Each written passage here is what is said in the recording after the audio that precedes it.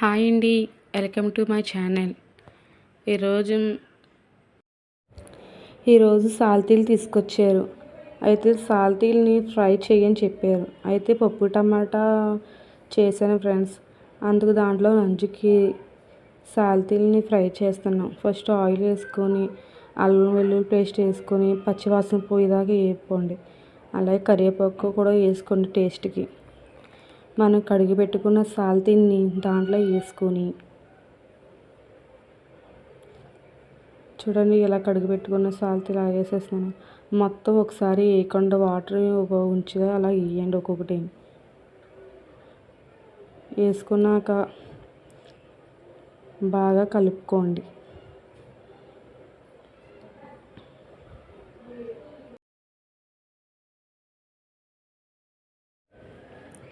చూడండి ఎలా కలుపుకున్నాం. అలా బాగా మగ్గించుకోండి. అంటే మగ్గిలాగా మగ్గించుకోవాలి. అంటే బాగా మగ్గపోతే ఇంకా పచ్చిగా ఉంటుంది. దాంట్లో ఉన్న వాటర్ అంతా వచ్చేది. మనం వాటర్ యాడ్ చేయొద్దు అసలు ఫ్రైలోని. లైట్గా పసుపు వేయండి. అంటే పసుపు వేయడం వల్ల నీసు వాసన గట్రా రాదు. తర్వాత తగినంత సాల్ట్ వేయండి.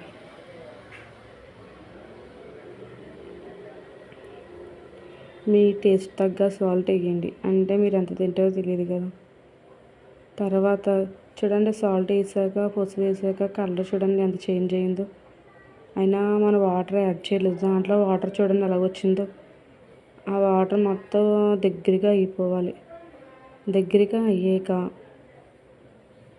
తగినంత కారం వేయండి. అంటే మీరు ఎంత తింటారో అంత వేయండి కారం. నేను 3 స్పూన్స్ వేసాను కారం.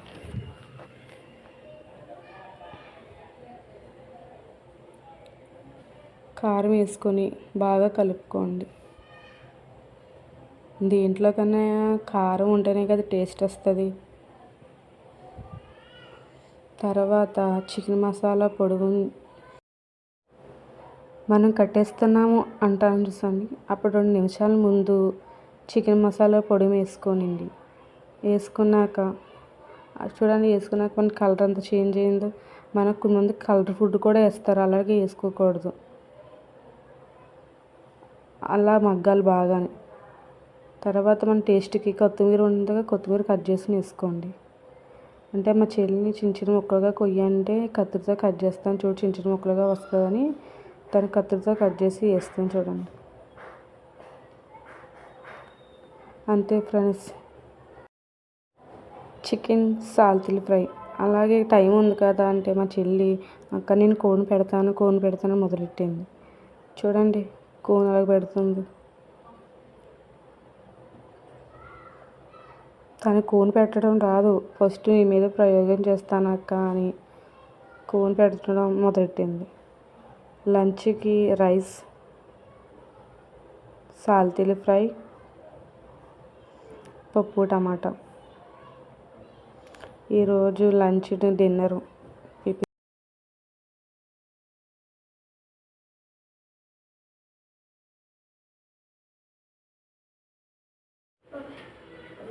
ఇంకా లంచ్ చేసేస్తున్నా ఫ్రెండ్స్ మేము. అలాగే చెప్పాము ఇవాళ మార్నింగ్ బట్టలు ఉతికాను ఫ్రెండ్స్. అయితే బట్టలు తెవచ్చు, అలాగే గార్డెన్ ఎలాగుందో చూడొచ్చు అని పైకి ఎక్కాను. గార్డెన్ చూడగానే మొత్తం ఎండకి ఎండిపోయి మొక్కలు కూడా ఎండిపోయి ఫ్రెండ్స్. ఒక వీడియోలో పెట్టాను చూసారా.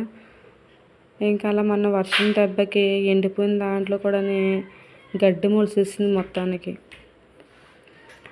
అయితే ఆ మొక్కలో ఉన్న గడ్డంతా పీకుతున్నాను ఫ్రెండ్స్. ఇష్టంగా కొనుక్కున్న చెట్లు కూడా ఎండిపోతే ఏదోలా అనిపించింది ఫ్రెండ్స్. కానీ జామ చెట్టు వేసాను ఫ్రెండ్స్. కానీ నా చెట్టు చిన్నదైనా ఒక 20 కాయల దాకా కాసినాయి ఫ్రెండ్స్. కానీ కాయ మాత్రం చాలా టేస్టీగా ఉంది ఫ్రెండ్స్. చూడండి గడ్డి ఎంత ములిసేస్తుందో.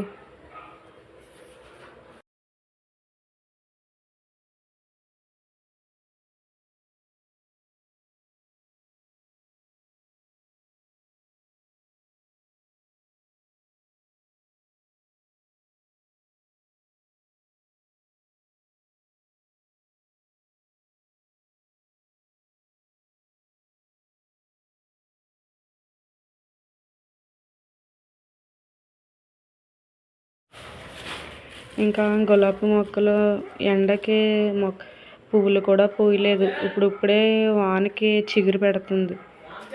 చిగురు పెట్టి మొగ్గేసుకుని వస్తుంది ఫ్రెండ్స్. చూడండి, మీకు చిగురు చూపిస్తాను.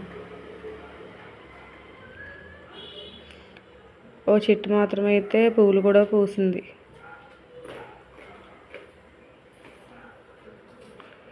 ఇంకా మొక్కలకి గడ్డంది పీకేసాక ఇంకా మొక్కలకి వాటర్ పోయొచ్చని ఇంకా నీళ్ళు పోస్తున్నాను.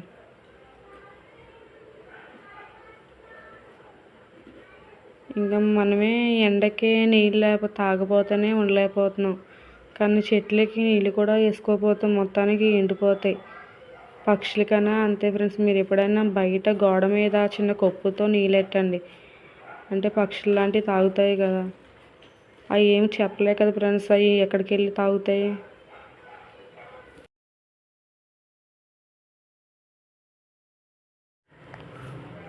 ఇంకా ఇప్పుడే మొక్కలకి చిగురేసుకుని వస్తుంది ఫ్రెండ్స్.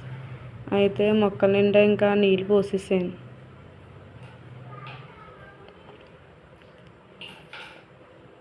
లేకపోతే మొక్కలు నీళ్ళు అయిపోతే 2 రోజులకి ఈ ఎండకి ఎండిపోతున్నాయి ఫ్రెండ్స్. ఇంకా మొత్తానికి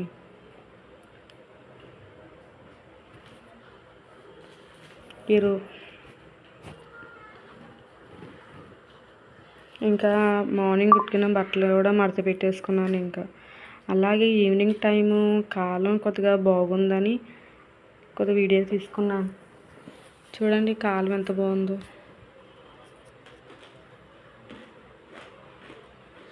ప్రశాంతంగా అనిపించింది.